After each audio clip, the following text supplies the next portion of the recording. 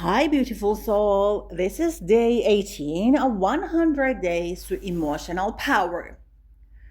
Why you avoid doing things that truly matter.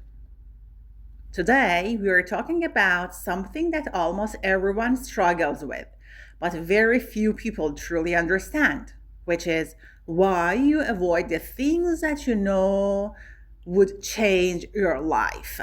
Why you avoid the most important phone call. Why you avoid applying for the opportunity. Why you avoid studying for the exam. Why you avoid writing the book. Why you avoid starting the project. Why you avoid sending the email. Why you avoid making the doctor appointment. Why you avoid going to the gym. Why you avoid making a decision. Why you avoid leaving what is hurting you. And the strange thing is that you are not avoiding because you're lazy. You're avoiding because emotionally something inside you is terrified. And my beautiful soul, this avoidance is not a time management problem. It is an emotional protection mechanism. Your brain is not saying, I don't want success. Your nervous system is saying success might cost me something emotionally and I don't feel safe. So today, I want to explain this issue in a new way that feels real, human, and deeply practical. Because once you understand what avoidance truly is, you can finally stop blaming yourself and start building emotional power. Let's start with the first truth. Avoidance is often a disguised form of fear. Many people think fear looks like panic, but fear often looks like I will do it tomorrow. Fear looks like I am not ready. Fear looks like let me first clean the house. Fear looks like I need to do more research or I need the perfect plan. I will start when I have more energy. And suddenly, weeks pass, months pass, years pass, and you stay stuck. For example, a woman wants to start a YouTube channel. She has knowledge, she has ideas, she has a message, but she keeps delaying because she thinks my voice is not good enough. My accent is not good enough. People will judge me. I will look stupid. So she keeps preparing and preparing and preparing. She watches other people's videos. She takes notes. She buys a microphone. She writes scripts, but she never records. It is not laziness, it is fear of being seen. Another example is someone wants to apply for a better job. They're qualified, but they avoid applying because they think, what if they reject me? What if I fail the interview? What if I get the job and I cannot handle it? So they stay in the same job and they complain about the same job and they feel powerless. It is not laziness, it is fear of failure and fear of responsibility at the same time. Another example is someone wants to start working out. They know their body needs movement, but they avoid because they feel ashamed. They feel ashamed of their body. They feel ashamed to be seen. They feel ashamed to start from zero. So instead of doing a simple 10-minute walk, they stay in bed and say, I will start next week. That is not laziness, that is shame. Now let's go to the second truth. Avoidance is often a response to internalized shame. Yes, internalized shame. Shame is one of the strongest emotional forces that blocks action. Shame says, if I try, I might prove that I'm not good enough. Shame says, if I fail, it will confirm what I secretly believe about myself. Shame says, if I succeed, people will expect more from me and I will not be able to maintain it. So shame keeps you in a safe, familiar prison. For example, imagine you want to write a book. You dream of writing a best-selling book. You know you have ideas, you know you have experience, but every time you sit down to write, you suddenly feel sleepy. You suddenly feel hungry. You suddenly feel the need to check your phone and you think, I am so undisciplined. No, my beautiful soul. It is shame based avoidance because writing a book means putting your soul on paper. It means exposing your mind. It means risking criticism. It means risking rejection. So your nervous system says, no, danger, and it distracts you.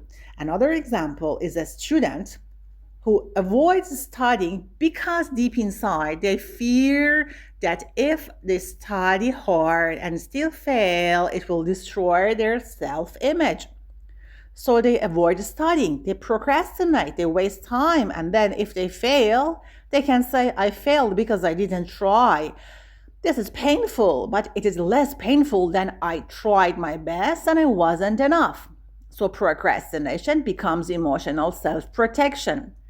Another example is someone wants to start learning Spanish seriously, but they avoid practicing speaking because they fear sounding stupid, they fear being corrected, they fear making mistakes. So they only study vocabulary silently and never speak. It is not because they're weak, it is because they're ashamed. Now, the third truth, avoidance is often linked to perfectionism. Perfectionism is not ambition. Perfectionism is fear wearing a fancy mask. Perfectionism says, if I cannot do it perfectly, I should not start. And it is one of the biggest traps for intelligent people, especially educated people, especially sensitive people, especially people with high standards. Because perfectionism creates an illusion of control. It makes you feel safe. It makes you feel like you are being responsible. But in reality, perfectionism is emotional paralysis. For example, you want to organize your life, but you keep waiting for the perfect planner. You want to lose weight, but you keep waiting for the perfect diet plan. You want to start your project, but you keep waiting for the perfect time. And perfect time never comes. Another example is that you want to send an important email, but you rewrite it 20 times. You delay, you overthink, you want every word to be perfect, and finally you don't send it. It is perfectionism. Another example is you want to start a business, but you keep thinking, I need a logo, a website, a perfect brand, perfect strategy. And you do everything except actually starting. It is perfectionism, and perfectionism is exhausting because it makes you feel busy when keeping you stuck. Now, the truth number 4 is that avoidance is often caused by emotional overwhelm. Sometimes you avoid because a task feels too big, it feels too heavy, it feels too complicated. Your mind cannot organize it. Your nervous system sees the task as a mountain. And your brain says, no, I can't. So you escape. For example, imagine your house is messy. It is not just one small mess, it is a lot. And you think, I need to clean everything. And that thought is so overwhelming that you end up cleaning nothing. Or imagine you have financial problems and you need to look at your bank account, but you avoid checking because it gives you anxiety. And then you avoid budgeting, and then the problem grows. Or imagine you need to study for a difficult exam. You open the book, you see 500 pages, and you feel panic. And you close it. It is not laziness, it is overwhelm. So what is the solution?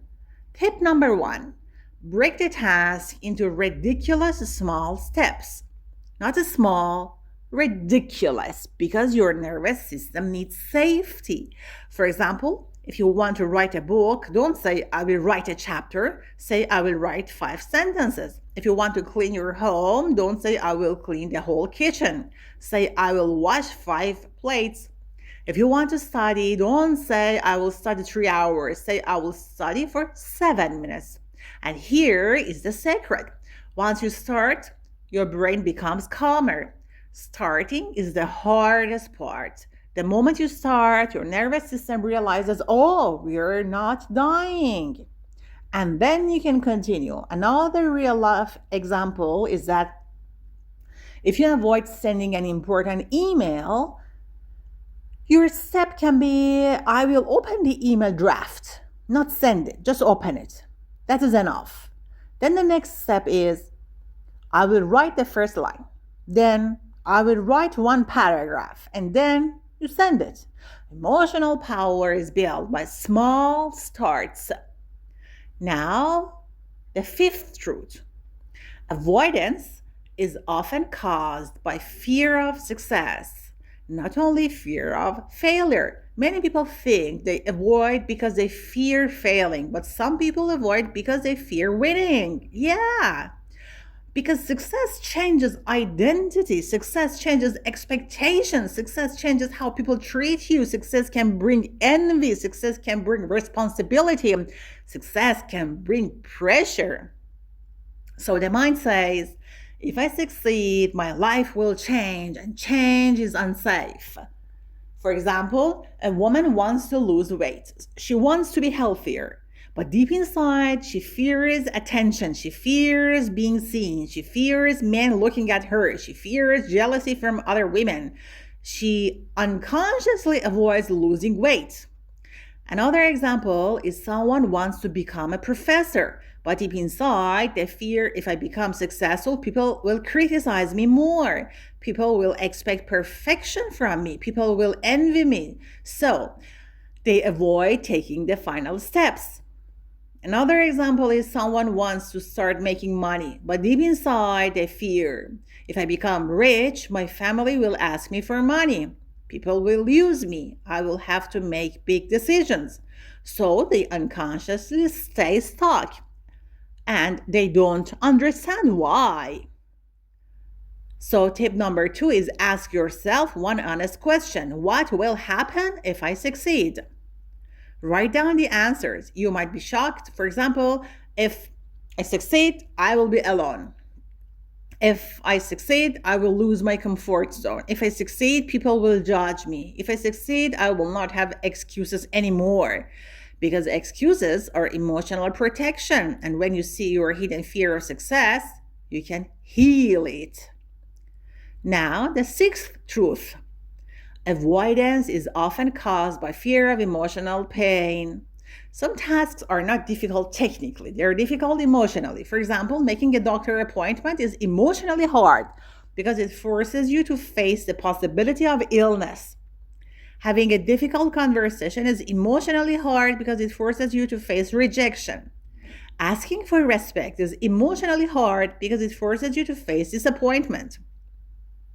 Ending a relationship is emotionally hard because it forces you to face loneliness. So the mind says, let me avoid it. For instance, a woman knows her marriage is emotionally empty, but she avoids talking about it because she fears conflict, she fears being ignored, she fears realizing the truth. So she keeps living in silent pain. Another example is someone knows they need to set boundaries with their mother, but they avoid because they fear guilt. They fear being called ungrateful. They fear emotional drama, so they stay silent.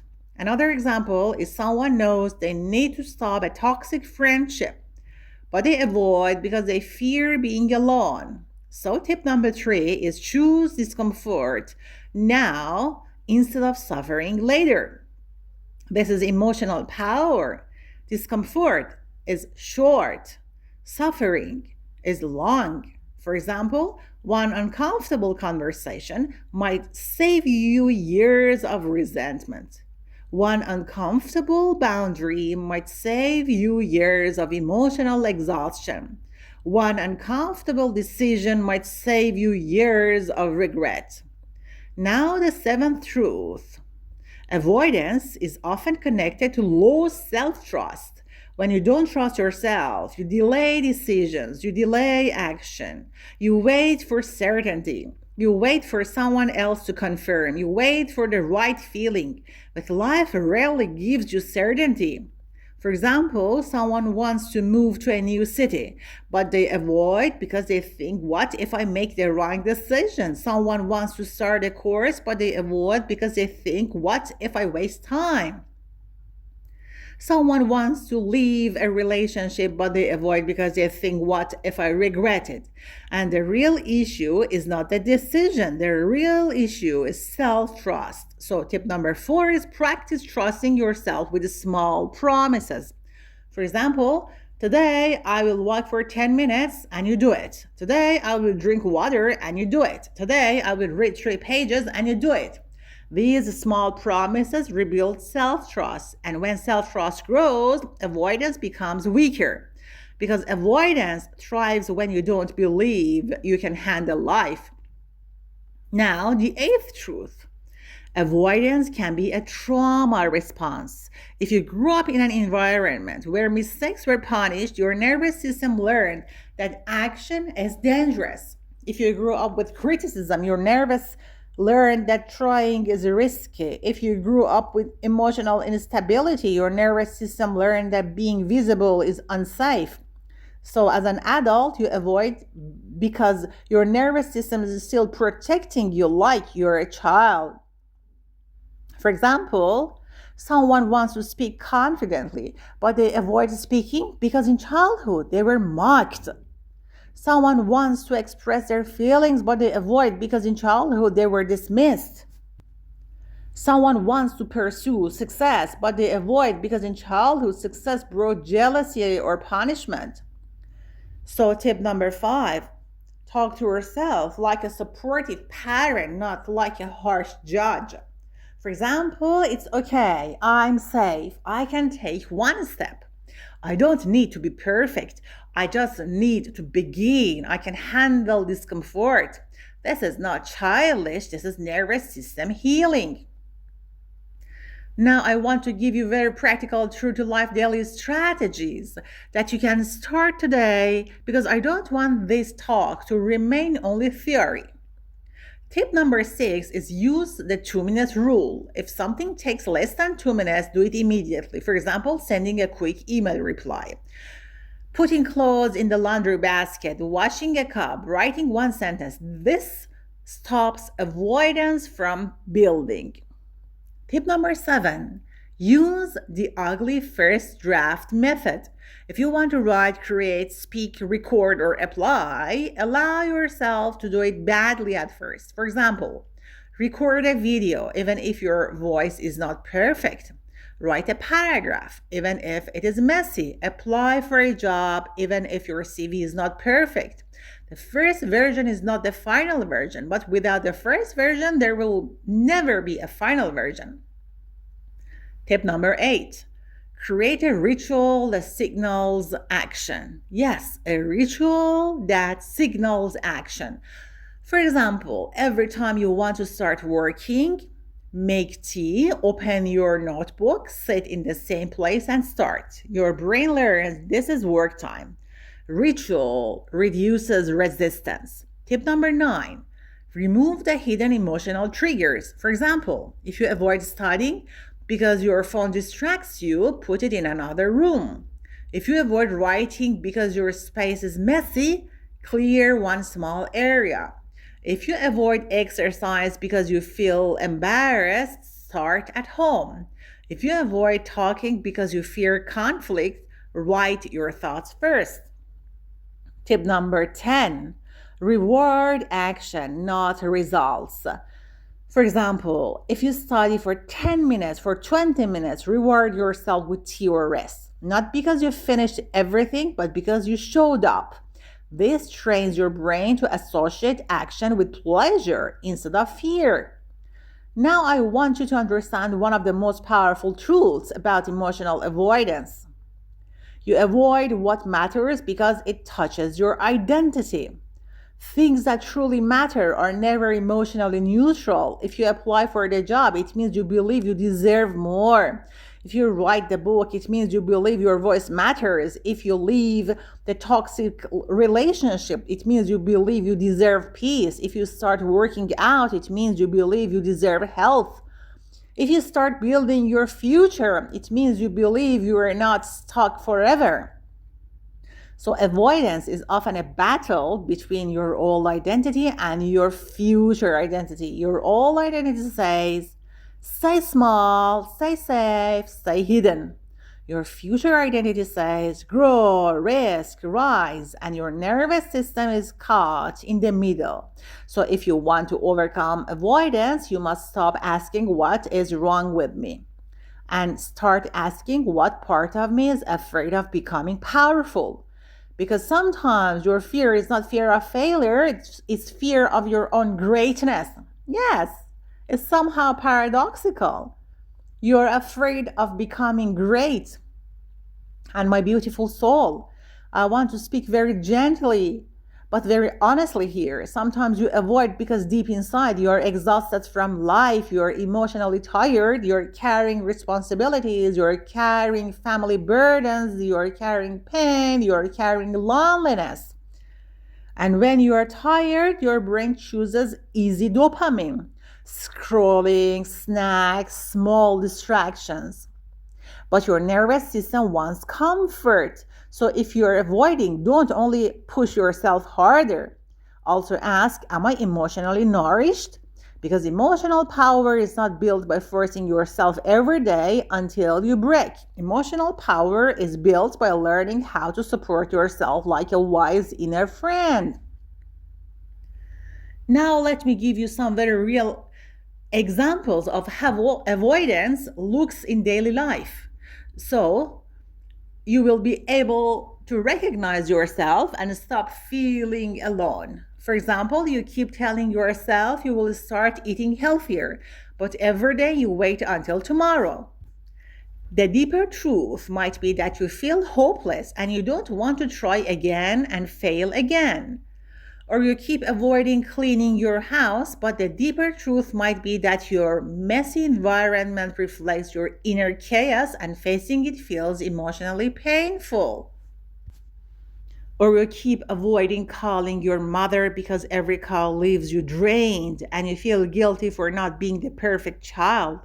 Or you avoid learning something new because you fear being a beginner and you're used to being intelligent and capable. Or you avoid sending your CV because you're afraid of getting rejected. You fear feeling invisible again. Or you avoid building friendships because you fear disappointment and you don't want to feel abandoned. Or you avoid leaving your comfort zone because you secretly believe that good things don't last for you. And my beautiful soul, avoidance always has an emotional story behind it. And your job is to listen to that story with respect, not with self hate.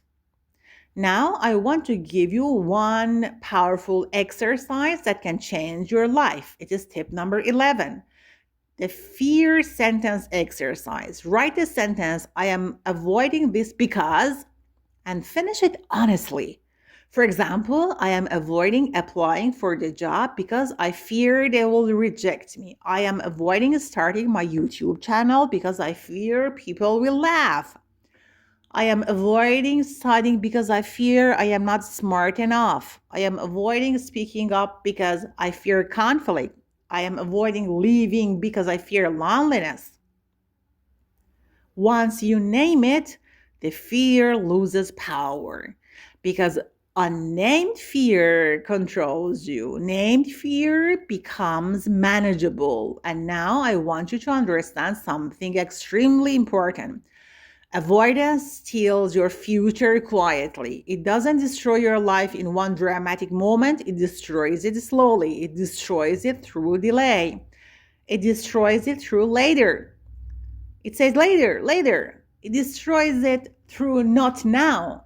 And the tragedy is that you cannot live 10 years in the same emotional place simply because you avoided one decision, one conversation, one step, one beginning. So today, I want you to take one small action toward what matters. Not 10 actions, one. For example, open the document and write one paragraph. Send one email. Walk for 10 minutes. Call the office and book the appointment. Put your CV in the email draft. Write the first line. Organize one drawer. Do one thing. Because emotional power is built through movement. And my beautiful soul, remember, your future self is not created by big motivation. Your future self is created by small courage repeated daily. You don't need to become a different person overnight. You only need to stop abandoning yourself in small moments. Every time you avoid something important, you are teaching your brain, my dreams don't matter. But every time you take one small step, you are teaching your brain, I can be trusted, I am capable, I am building my life. And this is emotional power. Even small daily steps, pausing for a breath, journaling a paragraph, stretching, strengthen your inner connection. Over weeks and months, you will notice a growing sense of clarity, trust, and confidence in your decisions and your presence in life. If this talk resonated, like, share, and subscribe to this channel because this is day number 18 of 100 Days to Emotional Power. Every day, we talk about one emotional truth that many people live with silently. You can listen while cooking, cleaning, commuting, or resting like a gentle, strengthening self talk. Don't forget to drop your ideas, questions, and comments down below. I would love to hear from you. See you in the next audio.